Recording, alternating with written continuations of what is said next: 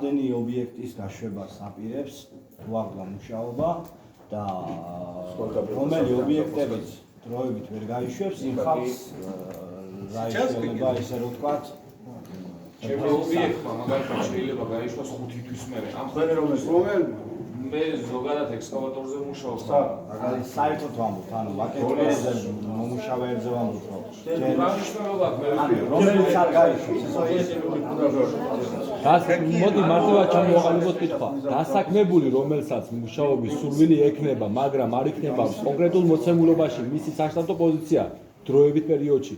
Რა იქნება მისი სახელმწიფო ანაზღაურება? В первую очередь запускаем ВВМ перевеса Целескаля, РМЗ автосервис и фабрику новую.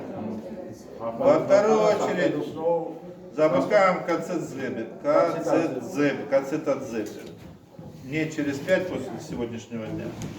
В третью очередь запускаем Эдхвисия. Эдхвисия требует серьезного подхода к электроаппаратуре.